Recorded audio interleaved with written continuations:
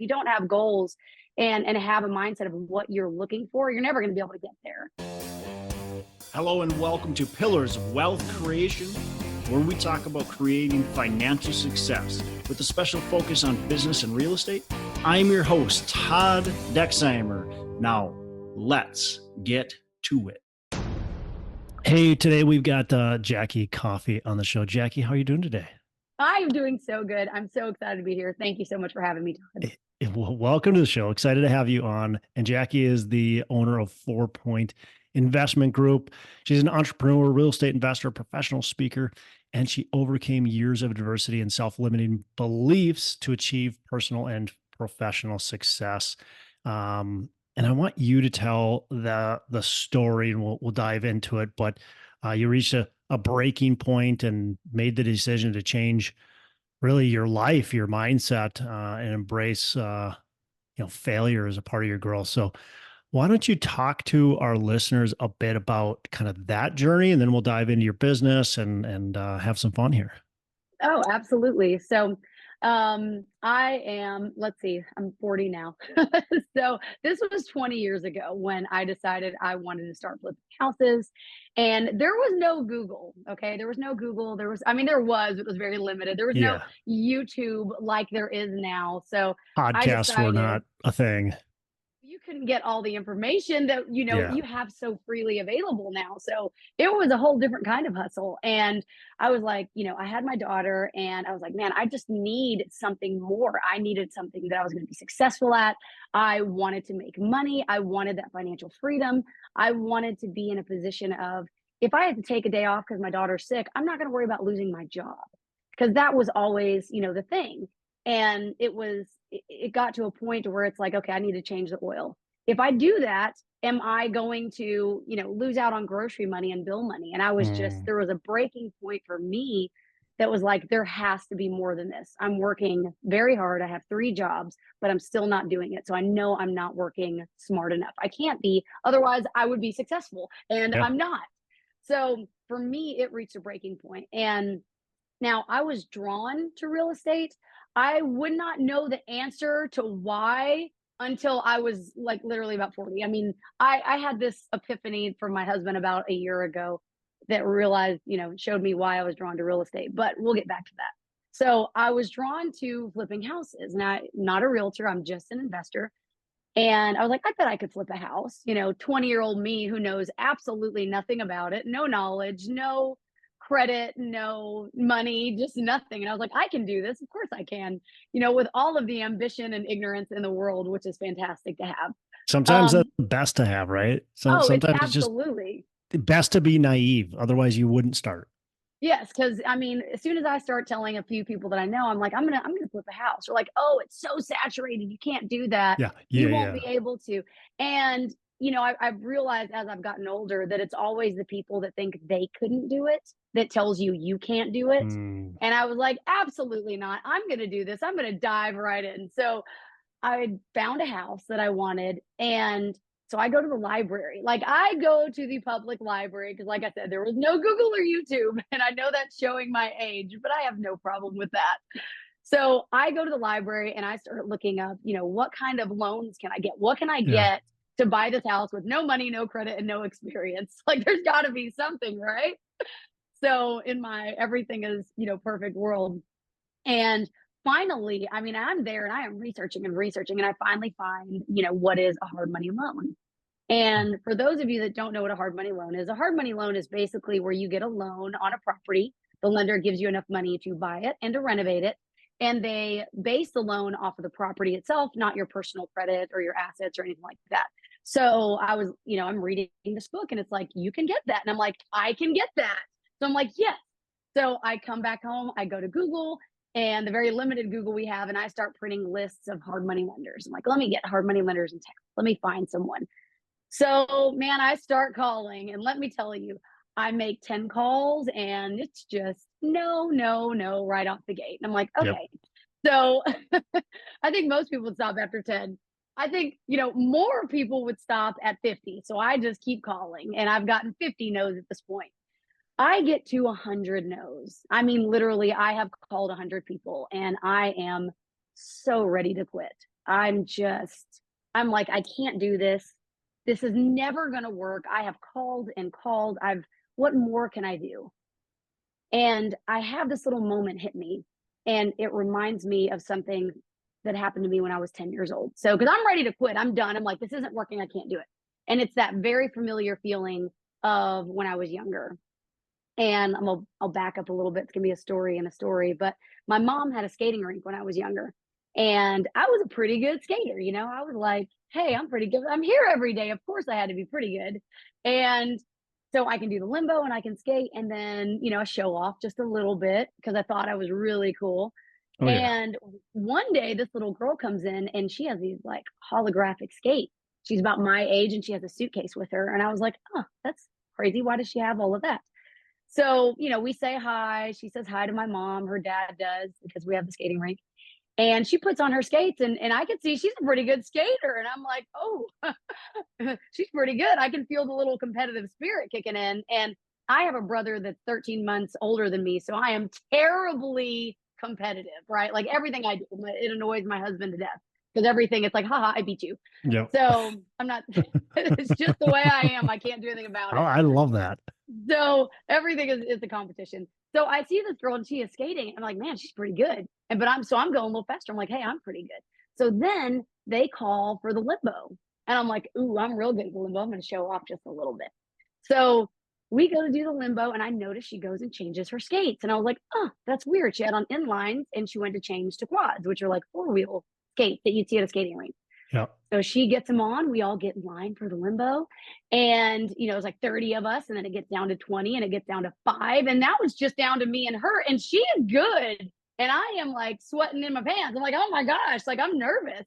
So we go to do the limbo, and we're the second to the last one. And I go through first and I hit it and I lost.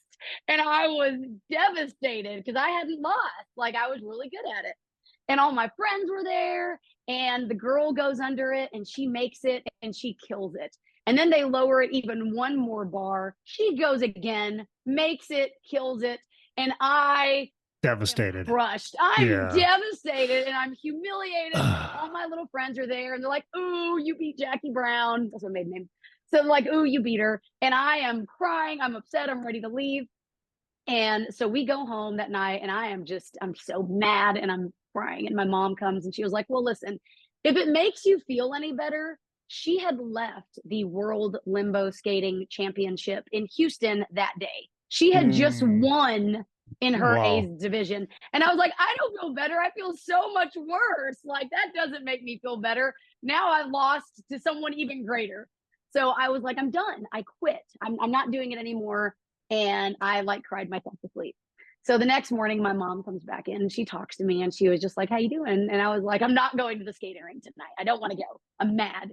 And she was like, okay, two things. One, you've pouted about this for a day.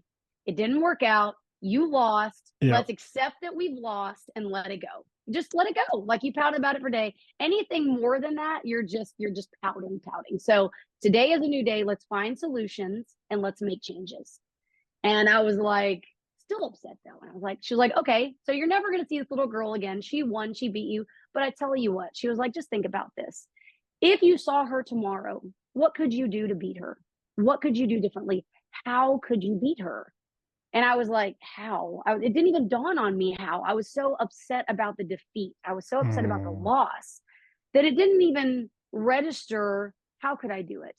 And as soon as she said that, it just sparked this thing in me. And I was like, well, how could I? She was holding her hands in front of her for balance. She changed from her inlines to quad, just all these different things.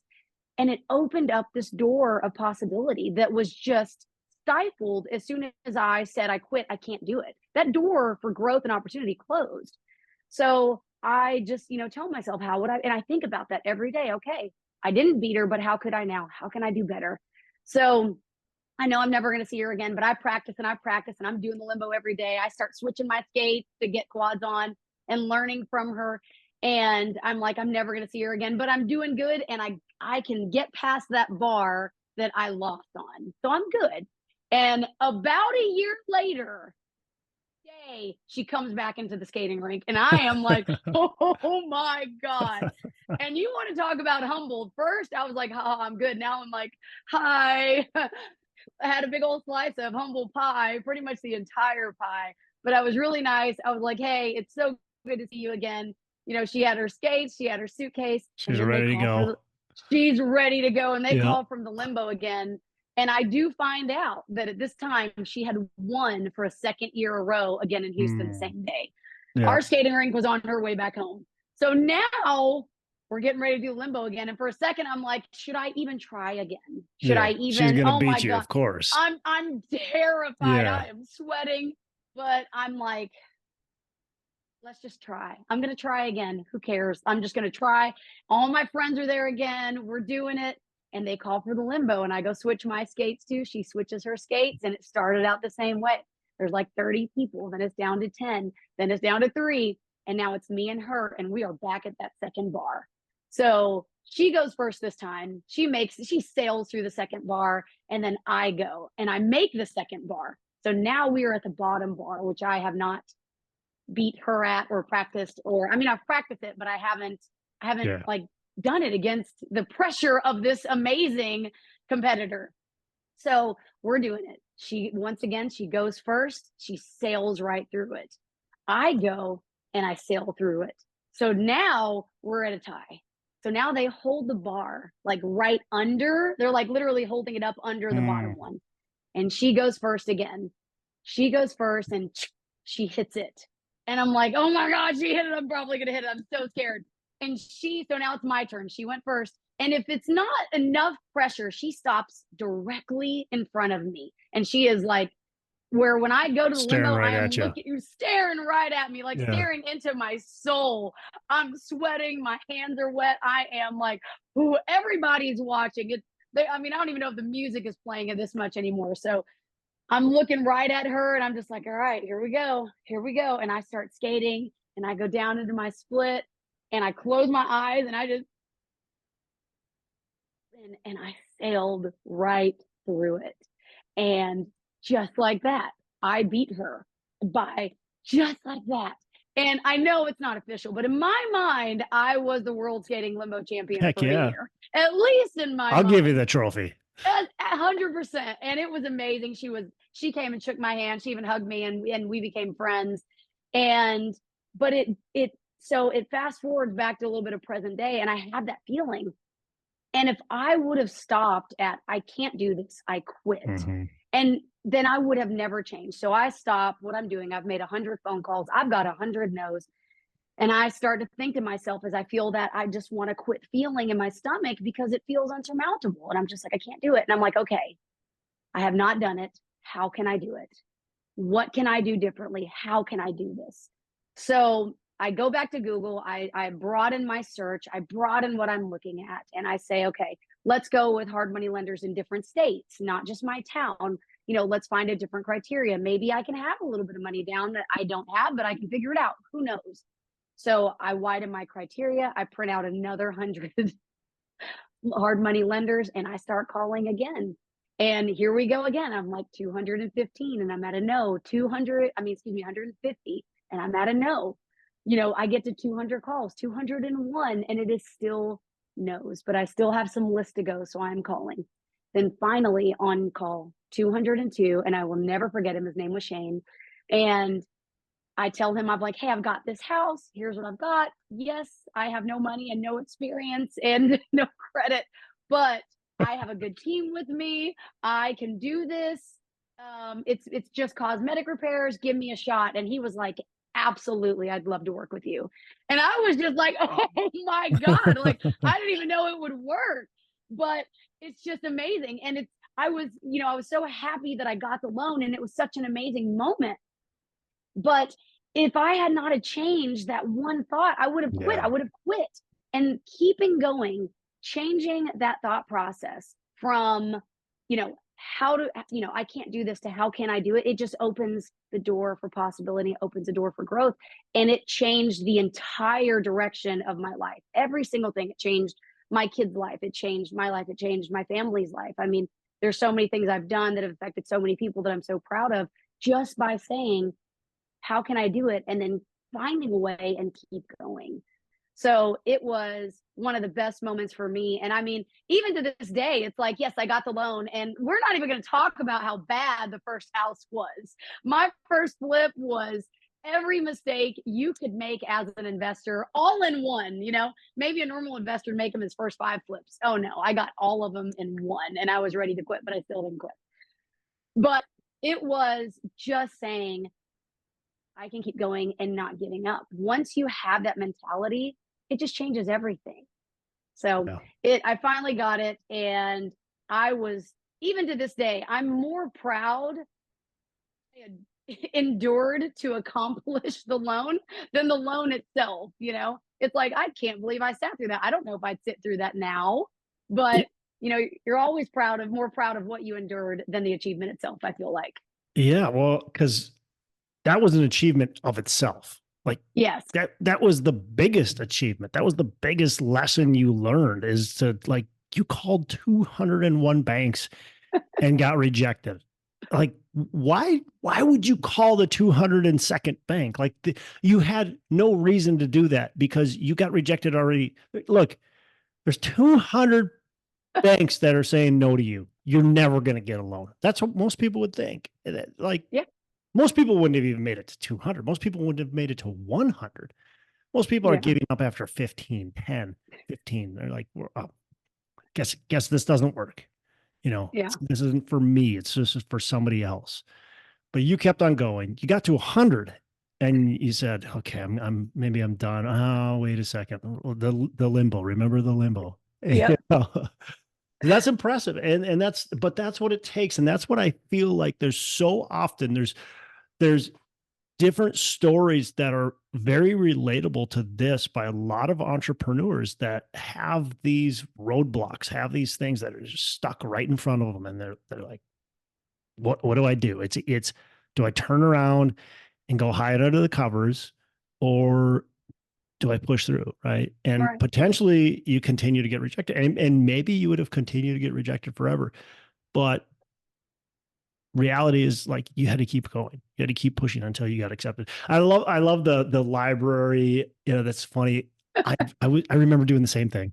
So Yeah. you're sitting in Texas reading books at the library, and I'm in Minnesota reading books at the library. We're doing the same thing at the same time.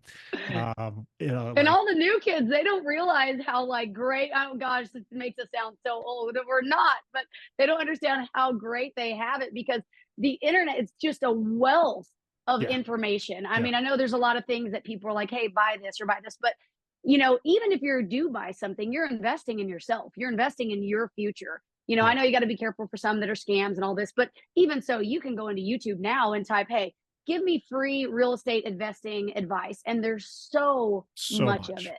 There's so much. So anyone, in my opinion, in this day and age, if you're not making it, you're being lazy. Like, that's it. It's lazy, and you're allowing yourself to be defeated. And I'm really, really straight when it comes to that, because I have people come into my office and they're like, Jackie, teach me how to flip a house. And I'm like, I can teach you this. This is so easy. I mean, it's not a hard process. It's really Yeah, not. It's, are you going to endure finding the first house?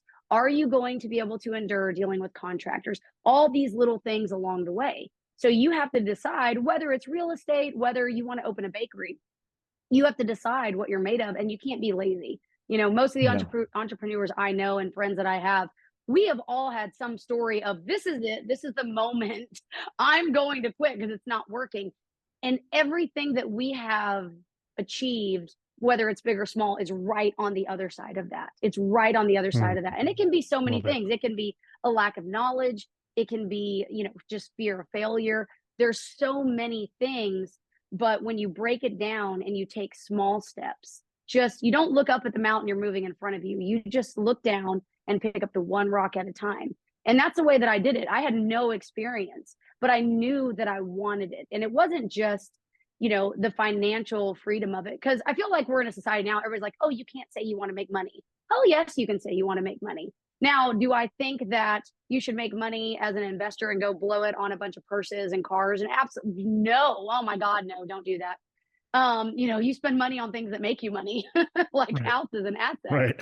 But it's okay to want those things too. And it's okay to have those goals and to push for those. And if you don't have goals and have a mindset of what you're looking for, you're never going to be able to get there. So it's you have to rule out being afraid of failure and not being able to be persistent. You have to be resilient. You have to persist. Every entrepreneur has had a story of how it didn't work and it didn't work. And you can listen to 8,000 gurus on TikTok or YouTube. And what you're going to hear, the common denominator with all of them, is that they just didn't quit. They didn't quit. I'm not saying not quitting the whole thing, because there's things that you're going to do that don't work on a small basis. And then when that happens, you have to fail quickly. If this doesn't work, let it go. It didn't work. And then tomorrow, let's get a new plan on how to make it work. This one thing didn't work. You fail quickly, and then you keep going and you keep persisting. Yeah.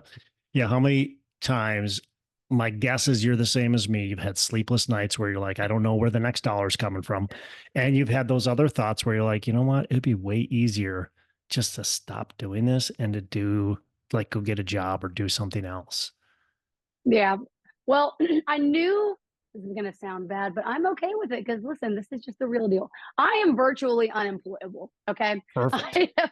I am unemployable. When I was younger, and granted, I was in my late teens and my early 20s, even when I started my business, I still had to have, a normal job. And I've got fired from pretty much all of them, because this is what I was meant to do. I always had an opinion. I was always loud. I always wanted to handle things. And I love accountability. I love it. Even now, so many people that want to be entrepreneurs are afraid of the accountability. Accountability is one of my favorite things. When I having the thought of having a 9 to 5 job, that if something happens, I'm just gone. Like, if something happens, they're going to replace me. I'm not doing anything special. I'm not bringing anything down the road for my kids. I'm just paying bills. That's it. And I didn't want that. I couldn't have that. I couldn't fathom the thought of staying in a place that wasn't going to give me the lifestyle that I wanted to lead, which was basically, it wasn't even this grandiose wealth situation. Of course I wanted money, but it was like I said before, I want to know that if I have to take a day off and take care of my daughter when she's sick, I can do that without the fear of losing my home.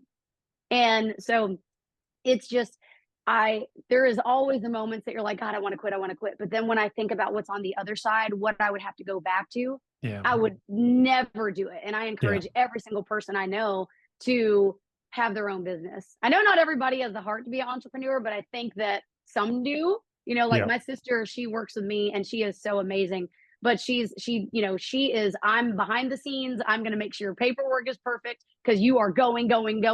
And that's okay too. But, whatever it is, it's just so, so important to me to have that freedom to do what I want to do, when I want to do it, and to love the job that I'm in that doesn't even feel like a job. Love it. Are you still flipping houses? Oh, absolutely. Oh yeah. I love and hate it. And let me tell you this. When I first started, I didn't want rentals. I was not interested in having rental properties. I was like, I don't want to be a landlord. I was in my early 20s. Like, I don't want to deal with those people. And I was like, that's just going to be chaos. And so, but starting out, I had to have flips. I didn't have the money to keep and acquire rental properties, and I didn't want them.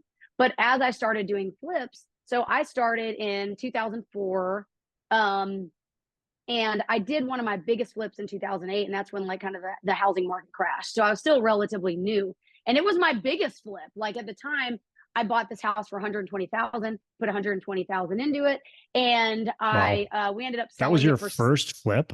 No, that was my third flip. That was my third flip, but it was my biggest flip. Yes, my first flip, I was supposed to make $15,000 and basically just evened out, and then I had to get my mom and my brother a little money. But knowledge that came from that's okay. Yeah. But then that was my first flip too. Oh yeah, I think it's everyone's. And if you can get past that first flip and you're like, I'm going to keep going, you've got it. The knowledge is now here. So, but I had my third flip and I sold it for like 675,000. But it was taking 6 months. The market was going down. I was like, oh my God. And I was terrified, because I was like, all my eggs are in this basket. So as that happened, and I did end up selling it, but I was like, what can I do to make myself recession proof? I want my job to where the economy is not going to affect me in any way. Hot market, cold market, I don't want it to touch where I'm at.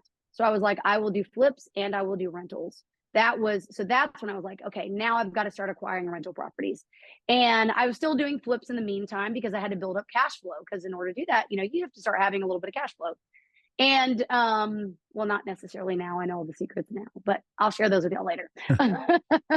So I was like, I would definitely want to start having rental properties, but now, and I'll still do flips now, but there's so many flips that I have flipped, and I'm like, oh, that would have been such a great rental. I wish I would have Yeah. kept it. Yeah. But I don't get mad at myself for any of the things. Even now, I'm just like, I flipped it. I needed to flip it. I had to have the cash flow. I had to get to this level. I had to level up a little bit, and I had to have the cash flow from the flip to do it. So I forgive myself, and now I'll buy, 8 rental properties this month. So Right. yes, I still love flips, but I will try to keep as many properties as I can if it's not too high that I can't rent it for, or that if someone misses a payment, it's not going to break the bank. I don't want a $4,000 rental. What's your ideal rental right now? What are you guys looking for? Um, so for me, see, it's right now. So up until 2020, I could still buy houses for $15,000. I mean, no problem. So I like to stay where I am because I used to have properties everywhere in Houston, in Dallas, and just everywhere. And I would fly and go, go, go. And then I was like, I don't really want to do that as much. Yeah. Yeah, So that's tough. yeah, it's not as fun when you're like, yeah, I don't want to fly to Houston twice this week. Mhm. So now I keep most of mine like the DFW area. So it's a lot closer. But it's not, when I go in to look at a property, if somebody calls me, what the numbers are is what's going to determine whether it'll be a flip or whether it'll be a rental. I really like to keep my rentals 250,000 or under. Like, I don't want a payment that's a lot bigger than that. And Yeah. really, that's like, truthfully, I think my highest rental loan that I have is 229,000. That's like my highest, other than my apartment buildings and my fourplexes and stuff like that, just my single families. Sure. Because I can still, my payments are going to be around $1,500, but then I can rent it for 2,500, and that's still, netting me $1,000 a month. So, but I really like, I'm a lot more, I would say I'm very unconventional in my views of investing. And this is, some of your entrepreneurs and house flippers that are listening, they're not going to like what I'm going to say. But for me, I have every time I do a flip, I pay off 2 properties. The debt. I appreciate the debt. I appreciate that you can refinance and pull cash out, which I have done on occasion. But for me, my goal was to speed up generational wealth as much as possible for my kids. And I know how to buy properties with zero money down. So I don't have to pull a bunch of cash out of my properties. So I wanted to do that because I knew at some point I was going to build an apartment complex, and I wanted to have that equity available for something later down the road, which I've already done. But I don't always, if I have a property that I'm buying at, $50,000, and I'm putting 50,000 in it, and the ARV is somewhere around 250, I'm not going to pull that cash out. I'm not. I'm going to let that loan sit at 100,000 with a tiny loan where my payments are, $900 a month, and I'm going to rent it for $2,400 a month and have a huge, Yeah. such a larger net every month. Yeah. And I know a lot of people disagree with that because like, pull that cash flow out. But I like being truly debt free. I liked to, when I was able to retire myself at 33, and now I have so much equity in my properties that every time I want to build, it's like I can pull if I need to, but I'm not taking all the cash out, that my notes are, astronomical, and that if a tenant misses their payment, I'm not hurting. It's just like, oh, that's a $400 payment. I've got that. That's nothing. Yeah. So a lot of our other investors argue with me, but I don't care, and that's the way I like it, and that's the way I'm going to keep doing it. I'm right there with you, and I agree 100% with, especially with single family rentals or smaller rentals. It's really easy to, if you leverage that thing, now the tenant misses a payment, you got a victim, roof needs to get, whatever happens, if you don't have a big cushion there, it's so easy to not make money. And it's so easy to not make money regardless. So having that equity, having a high DSCR, in my opinion, That's what I always looked at. I didn't care what the property appraised for. It could appraise for Yeah. $280,000. That doesn't matter to me. What matters to me is how much my mortgage payment is and how much I'm collecting in income. That's what matters. I want to see what my DSCR is. I don't care Yep. about the appraisal value. It doesn't matter. Absolutely. Like I said, and our investors were like, you can just pull that out. And I'm like, I can, but why would I do that right now? I bought, we were talking about another one the other day. I bought a house, gosh, in 2018. I bought it for $22,000, and Wow. it wasn't bad. It was just in, not the best area, but I knew it was going to appreciate. I knew it was coming up. I could see the construction, and I was like, I'm going to buy as much over here as possible because they're going to tear these down. And I put like $50,000 into it. My payment's like $700 a month. It was nothing. Yeah. And Yeah. now, I rent that property for $2,300 a month. And everybody's like, you could pull cash out. I could, but what do I want? Do I want a lump sum of money, or do I want every month my net to increase? Yeah. That's what I want. But it also depends on, that's what works for me. That's what I want to do. Other investors, they don't want to do it that way. I think it's smarter. And because then if you do have an emergency, you have so much equity to leverage if you need to, but you're not dying for it. You know what I mean? But it's so important for especially new investors. This is what works for me, and this might be what works for Todd. But you might have things that work for you, and you have different goals and different plans. So don't think I have to do it this way. If you want to Yeah. do it that way, Yeah. you can. But that's what works for me, and I love it. And I think it is the best way to go. Me and my husband were talking about, I have one of my fourplexes, and I only have 10 years left on the note because I do on mine on 20 years. And we were talking about refinancing it to do something with the apartment. And I was like, man, if I refinance it, I'm going to end up paying 1 million. I think it was like $1,800,000. I was like, if we refinance it, it's almost paid off. Like I should just let it go, pay it off. And then, our net monthly is going up by like $12,000. Yeah. Why would I do that? So it's something that is like, you're either on one side or the other when it comes to that. But I love to be debt free, and not even that. I don't want to just be debt free. I want to be not at zero. I want to be where there's a surplus and all the properties are paid off, because in my opinion, that really is how you build generational wealth. And that's what I'm setting up for my kids. I looked at an apartment building yesterday, and it was about 130 units, and this guy owned it free and clear, Yeah. worth roughly $20 million, and his cash flow is over $1 million a year Yeah. on the Why thing. would you sell that? Owns it free and clear, cash flow Oh, is $1 million, and it's like people, I don't know, that's amazing to me. And yeah. he's got zero risk. Maybe not zero risk, but very little, Yeah. very little. Very, very little. You have to be Yeah. pretty incompetent to ruin that deal right And there. that goes back to, do you want, and this is something I teach my kids. I'm like, look, yes, you can sell this now, and I'm going to do this flip, and I'm going to have $65,000. That's what we'll make. That's what I like to average on my flips now, if I'm doing a flip. But if you take that and you see what your net is on that monthly, in the next 30 years, I tell my daughter, I'm like, in the next 30 years, by the time I'm, at retirement age, I will have made triple that. You have to have the Yeah. discipline to say, do I want more now, or do I want more later? Yeah. So it's a give and take, but it depends on your situation, what you want. But I'm the same way. It's just, what? I'd rather that net go up a little bit more every single month and make sure everything is taken care of. And then I can pass that down to the kids. And then there's so many tax benefits, but that's a whole other, Right. Yeah. And, So and I mean, it like you made a good point. Like it depends too on where you are in your career. Certainly that's going to depend on how much you can do. You start, and I was the same thing when I started, I was flipping a lot more than I was keeping, because I had to, like I Yeah. had to build up the income in order to be able to keep the properties. But as you go, you don't need that income as much because you're building the rental property portfolio. I mean, then it makes a lot of sense to continue to snowball that and use those profits to buy more rental properties, or use those profits to pay off your rental properties. Yeah. Makes a lot of sense. So, Yeah. What's a mistake that you've made, and how have you learned from it? How can you teach our audience? Oh God. Which mistake?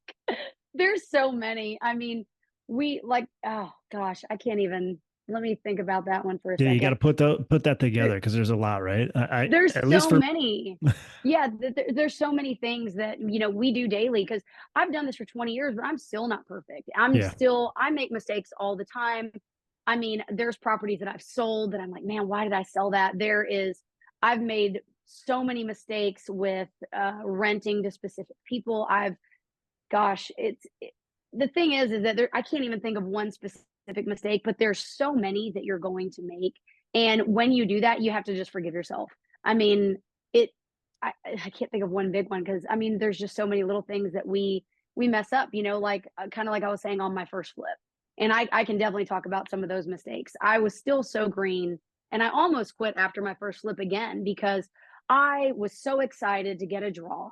And I was like, I'm going to go buy all the material right now, all of it, doors, carpet, tile. Went and took it to the house. I hired one guy to do everything. I think the biggest mistake that I had when I was younger was just not asking more questions. And I was very inquisitive, but it was just like, okay, I think I've got this. I think I understand it. I don't need anybody's help anymore. I've got it. And I hired one guy to do an entire flip, roof, carpet, tile, everything. He ran off with all my material. He stole everything. I paid people up front. yep, yep, It's all of those new mistakes. It's not firing people when you need to fire people. It's holding yeah. on to people that's going to cost you money. There's so many just little things. But when you do those mistakes, the best thing you can do is say, I've made this mistake and fail quickly. Like, I can't tell you how important that is you can be upset if you make a mistake. I mean, I'm trying to think. Um, gosh, Yeah, failing quickly is so important, and not like, and that goes to what you just said, not firing when you need to. Like anytime, so anytime you think I need to fire this person, and then you decide to wait, that's a mistake. Like just yes. if that thought came into your head, I need to fire this person, fire them now. And Yep. Fire them now. there's I I've made this mistake over and over, especially when I was flipping a lot of houses. I would have a person and I would say, I got to fire that person. But I would let them continue in the project, doing their work, doing their terrible work, Yeah. never showing up, smoking pot, whatever it was. Yep. Same thing. I would I've keep had them that. going until I found somebody to replace them. Yeah. Just fire them now. Like get them Yes. off the property and let that property sit vacant for a couple of days. Because first of all, you will work way harder to replace them when nobody's there than you will if somebody's there. And second Absolutely. of all, they're never going to do. They're not changing. They're not changing tomorrow. Just Ever. like it's just never changing, right? So And it's because, and I think the reason that we do that is because it's so much more difficult to get another contractor in there after it is. one contractor. And I think we all hate that. We're like, we just want one person, not that one trade. I just want this. This is my framer. Yeah, Please frame the whole thing, do a good job because I don't yeah, want to have someone else come behind you. But I think we tend to be harder on ourselves as entrepreneurs because mhm, we're trying so hard to get it perfect. And we're so, like, I am so not perfect. I make mistakes every day. And it is allowing yourself to make those mistakes and saying, okay, look, I screwed that up. Let it go. Let it yeah. go. It I didn't love work. that. I screwed that up. Forgive yourself and just say, all right, tomorrow we're going to do better. Yeah, But I can tell you, something that I did when I was younger, I would get very excited.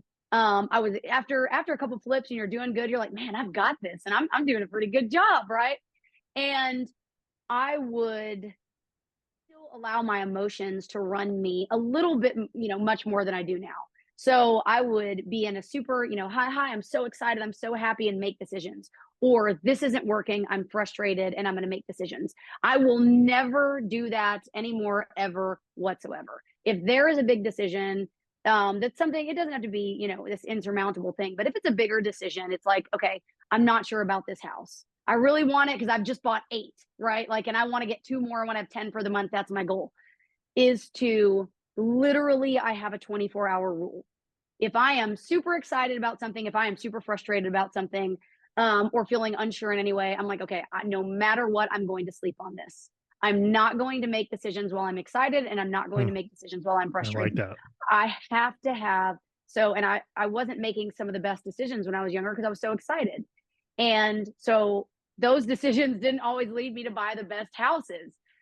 So I told myself, I was like, from now on, I have to sleep on it. I have to sleep on it, wake up the next morning when all the emotions have died down.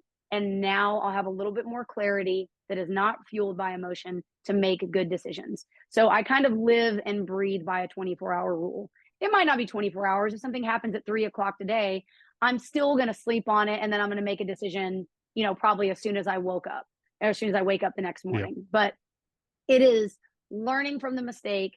It's taking the time to really think about it and then make a decision. And if you mess up still, that's fine. You're going to mess up, but you cannot I mean, the failure, and it's such high school posters, but every failure, it really is a stepping stone. You're saying, like on my first flip, it was so many mistakes. I had guys doing drugs on the job. I had someone stole material. I ran out of money. I had to borrow money from my mom. We had to do work ourselves. I mean, it was an absolute shit show.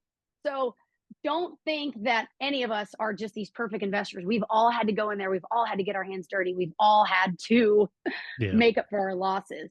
So when you do that, it's just allowing yourself to say, look at how much I learned from this one thing. Like after that first flip, it was like, I don't know if I can do this. I mean, I am exhausted. And saying, okay, but when you put into perspective, those mistakes are so much experience that you've now gained. And you say, like, because by the next flip, it was like, okay, I've got my contracts. No one's getting paid first. My second flip was so smooth. And I'm so thankful for all of those mistakes that I was so upset about. But by the second flip, there was minimal. It was just pretty smooth sailing for the most part. And then by the third flip, man, I had it down. I was like, I've got this. I know the recipe. I've got it. And I let those things go. And now I just kind of laugh at them. And when I make mistakes, I laugh at them all the time. Yeah. I'll tell my husband, I'm like, look at this dumb thing I did today. I don't know why I did it, but I'm not going to do it tomorrow. But you never know. And he's You like, know? Jackie, how could you? Oh my God. Like I'll Stop give telling you me. a quick example. I have one electrician who I love. He is my favorite electrician, but he is a little bit slow and he's very expensive. So I was like, hey, I'm going to get this guy he's asked me for a chance. He's got a really good hustle Oh to yeah. him. I'm gonna give him a chance. He Yeah. has come to my office like 3 times. He's so persistent. I'm like, all right, I'm gonna give him a chance. So he did the wiring for this house. He did it great, and he ended up rewiring a house because he wanted to work with me so bad for like $1,000. Okay, so if you know how expensive that is, you're like, what? But he's like, I just want to get my feet in the door with you. And I was like, okay. And I told my husband, I was like, yeah, I'm gonna have to, nothing's in a path inspection. If he's not there tomorrow doing this, we'll get the expensive guy back. This dude showed up, showed out, did a phenomenal job. Hmm. But on the next house, I had him do 2 houses that were located next to each other. Everything was permitted. The city checked it all. Everything was wired wrong. I had to go back, rewire the houses. Once the power came on, don't know how it happened, even to today. And the guy still calls me like, hey, can I have some work? And I'm like, no. And at one point I told my husband, I was like, if I babysit him, he's like, don't you hire him again. So, just Cheap isn't always the best. Yeah. It is so not the best. You got to get a good middle ground. Yeah, I love that 24-hour rule, the sleep on it rule. I think that's amazing. There's so many times you get excited. I think the biggest thing, or really mad, right? And you're just like, Yes. and you're gonna make a terrible decision. It's just like when I'm so mad and I write. There's how many? I don't know about you, but there's so many emails I've written, I've typed them out, and I'm just like, you're pounding on your keyboard, you're upset, and then you just go, okay, let's not send that one. Yep. And But you it hit feels the good that you button. got it out a little bit. I think that's, maybe we need to journal. I'm not really sure, but it's like once you type it out, you're like, I said it, but I can't send this because I sound insane and terribly unprofessional. Yeah. So do not hit send. Do not hit send. Not hit send. Just give it 24 hours. If you're upset, don't respond until the next day. I promise you will thank yourself. Be like, at the time, I thought this was stupid, but now today, everything looks a little different. I'm glad I did that. Yeah, love that. What's your advice? I got one last question, then we're going to wrap up here. So what's your advice to females? You started in this industry when you're 20. You're working with contractors. You're working with, just a industry that's very male dominated. And especially at 20, it's hard to be taken serious as a 20-year-old male. But a Yeah. 20-year-old female, I got to imagine it's really hard to be taken serious. What's your advice to a female in this industry that's either struggling or wants to get started, is nervous about the Yeah. industry? I, as a woman in this, and I have been, and I think it is just absolutely a ball. I love, first off, go ahead, underestimate me because I'm a woman and people did, Yeah. but I knew my stuff. Like, I, one of the best things you can do is to be confident. And if you're not confident, get confident. And that's just learn Mm, your numbers, yeah. research, learn your numbers. You're going to learn as you go. But there is no better feeling than being underestimated. I will never forget, I had a roofer come over one time and he's like, "Oh, it's going to be 180 and per square." And I was like, "I'm sorry, there's 3 bundles in a square and there are 18 squares on this house. And my labor is charging me $55 a square. So don't tell me." And each one of those bundles are $33. So it's always really fun to know your information Yeah. so you can get ahead. But I've never had any problem. People are going to underestimate you, but I don't think it's necessarily because you're a woman. I think in any situation, you have people that are vets, you have people that are green, and they're just going to underestimate you anyway. Just do it. Being a girl in this industry or being a woman in this industry, I think it's even more fun. I mean, I have such a good camaraderie with all the guys that I work with. And half the time they tell me I'm easier to work with than some of the other, investors that they do work with. It's just being confident. Don't let it bother you that you're a woman. If you're a woman, I mean, embrace it. And Yeah. half my guys love me, and occasionally they're gonna flirt with you a little bit, and that's just part of it. You have to be thick-skinned if you're gonna be with a bunch of guys all day. You can't get in your feelings. You can't let someone embarrass you. If somebody is going to say something, know your shit. Like, I'm sorry, just know what you're talking about, and don't be intimidated by absolutely anyone, any man, any woman, any person. Just keep your head going one step at a time and stay in your lane. Don't look at what anybody else is doing. Don't look at the Mm, men I around you. love Don't that. look at the women around you. Just keep doing what you're doing. It doesn't matter to me. There were other investors I knew in town. I don't care. I never even thought about the fact really that I was a woman. I was just like, "Hey, I'm here and I'm making my mark and I'm going to buy this house and I'm going to beat y'all." And that was it. It just, my competitive nature kicked in, and you start making relationships along the way. And it's never been a problem that I'm a woman. So if you think in your head that it's going to be any type of issue that you're a woman, just throw that away. Throw that away. It doesn't matter. It doesn't matter if you're a man. It doesn't matter if you're a woman. What matters is if you can learn how to do the job and do it and embrace it and love it. Yep. Yep. I love that. Be confident, be knowledgeable. And Yes. it's a mindset thing. If you're nervous because you're too young, if you're nervous because you're a woman, whatever it might be, it's a mindset thing. If you come in it with confidence and knowledge and you know what you're doing and you're going to kick some butt, that's what you're going to do. Right. Yeah. And don't let it there. I'm going to say this. There is no preset investor stipulation. I don't see myself as a conventional investor. I'm not like, I don't read every single book I have. I do read, but I am dyslexic, so it's hard. But I'm saying you don't have to be a certain way. You can look at all of these investors and entrepreneurs on TikTok and everywhere else, and they're like, you have to be this way. You have to wear this suit. You have to drive this car. You don't have to be anything other than you. Most of the time, I'm in jeans and a tank top and Chuck Taylors, and I'm walking on job sites, job to job. There is nothing that you have to be. There's no one you have to compare yourself with. Yeah. Just stay in your lane and do whatever you're doing. And as the more successful you are, the more that you can do that. Don't think that there is some preconceived notion of what you have to be. You don't have to speak a certain language. You don't have to be a realtor to be an investor. You don't have to do any of that. You just keep on doing what you like and what is getting you towards your goals every single day. And that's what I did. And that's what works for me. And I would never change anything that I'm doing whatsoever. It's the best job in the entire world. And I hope everybody does it. I do. And everybody's like, it's so saturated. There is room for everyone to be successful. And, nobody's saying you're successful. Call me, girl. We'll work it out. Call me, guy. We'll work it out. And I will let you know that you can just be exactly who you are and still be successful. Stop having this preconceived idea of what you're supposed to be. You don't have to be anything except you. You don't. Love it. Okay.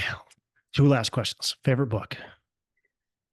Oh man, it's so cliche and I know it is, but this is my favorite book if you are starting out as an investor. If you are starting out and you don't know where to go and you don't know anything about money and you don't know anything, I still love Rich Dad Poor Dad.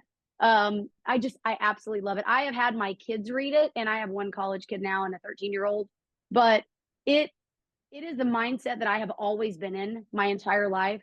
But I mean, I even made my husband read it. Like it's such a basic, it's not basic, it's a phenomenal book, but it shows you the mindset that you need to have. And I've Yeah. had, my husband read it because I'm like, I want you to see things how I see. And this puts it into the exact perfect definition of the way that I see things. Yep. So I love Rich Dad Poor Dad. Like I said, I've had even had my kids read it. My 13-year-olds read it. So love it. Love it.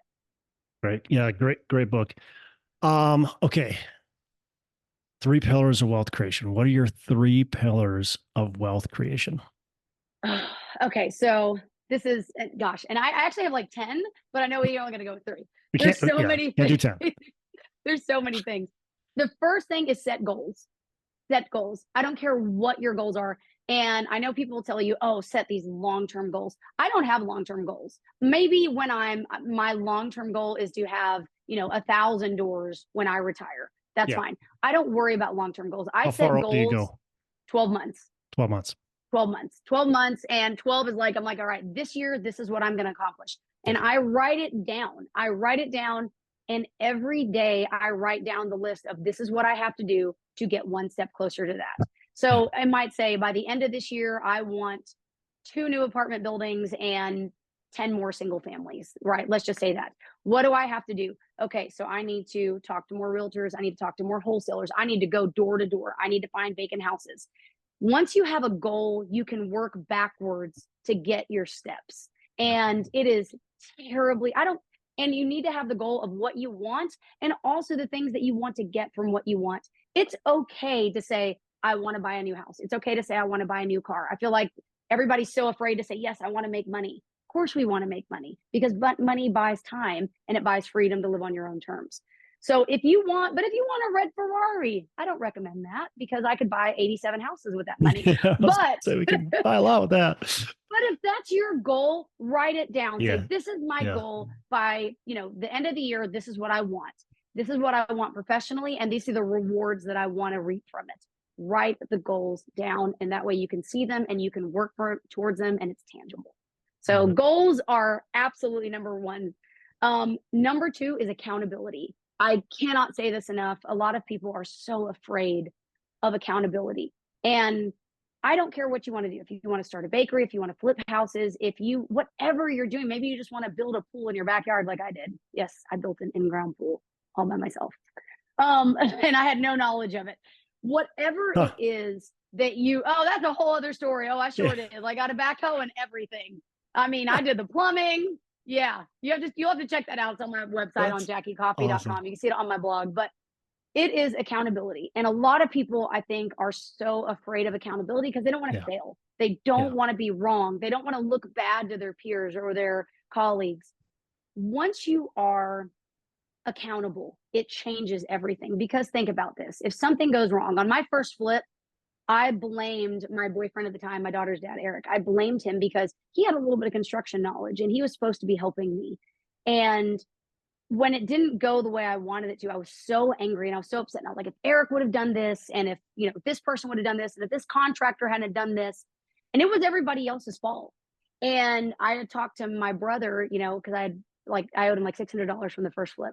And he had told me, I was complaining to him and I said, it's just everybody's fault. And I don't know if I'm going to do it again. And he was like, absolutely, utterly, unequivocally not. He was like, this is 100% your fault.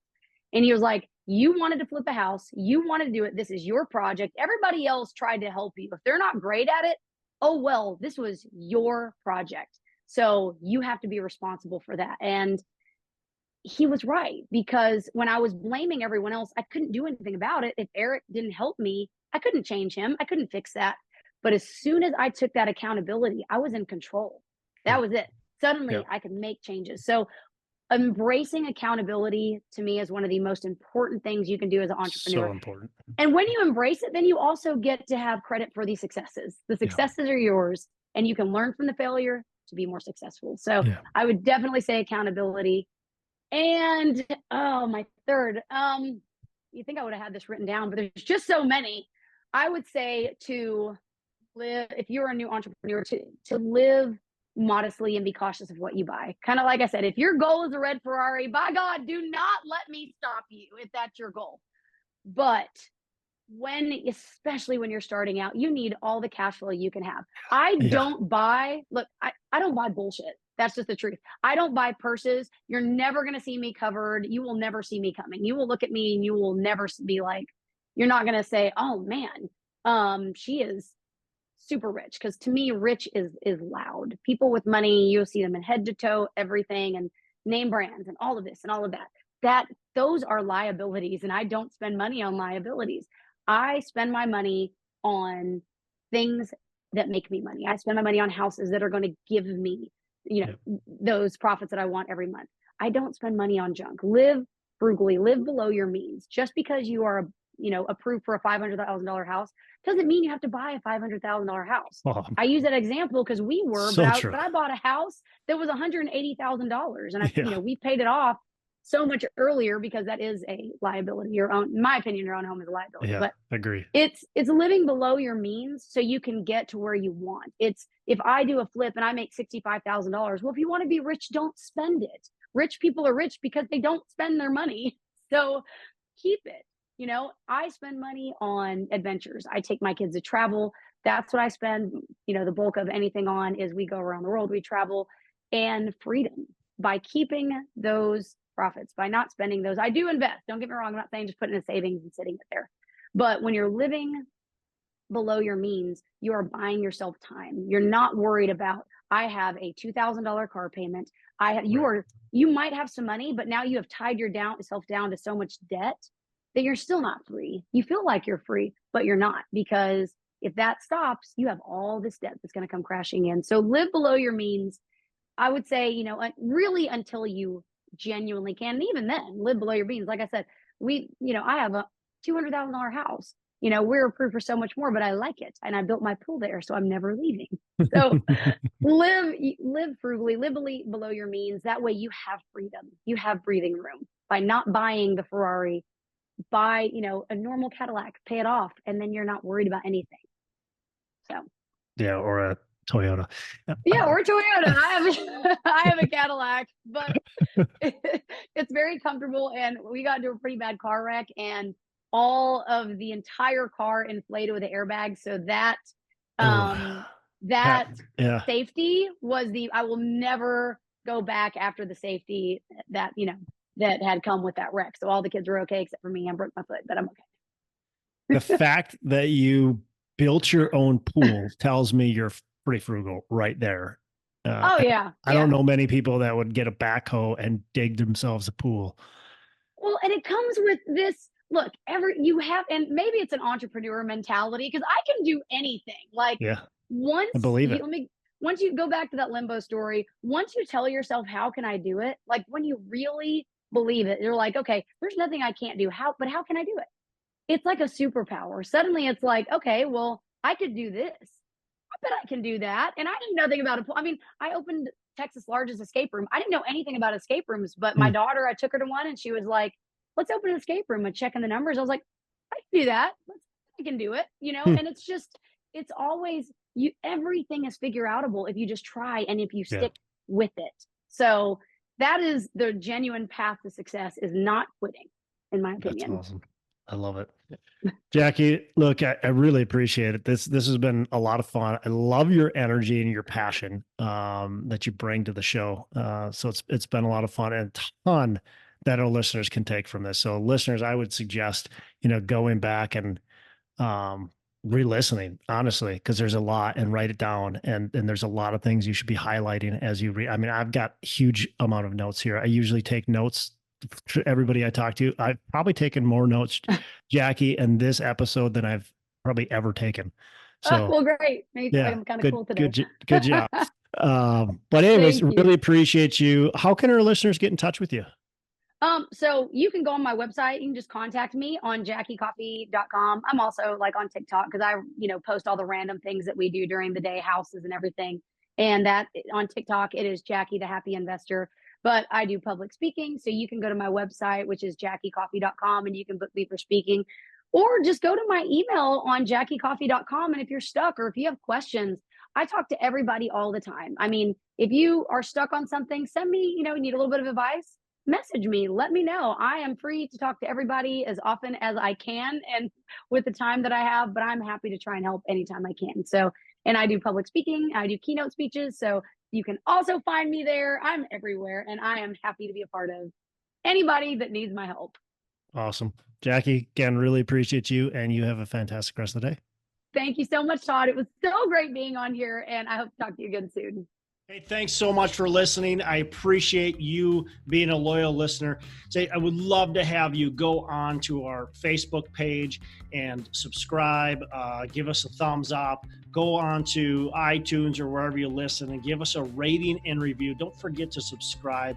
Your rating and review just helps us push this out to more and more people and continue to grow our audience and hopefully positively affect a ton of people out there that really need this and want this. So the other thing I've got for you is a free ebook on my website. So go on to venturedproperties.com, and download our free ebook on real estate and on syndication. And I've got some data points in there, some really good stuff for you. So I'd love to have you take a look at that. It's free. I'm not expecting anything from it. And also, look, if you want some help in multifamily, want some help learning, growing, getting your business off the ground, I would love to talk to you about what it would look like to work with me potentially and see if that's a good fit. So you can go to coachwithdex.com and check that out, and we can definitely have a call. Thanks a lot for listening. You make it a fantastic rest of the day. I'll catch you on the next episode.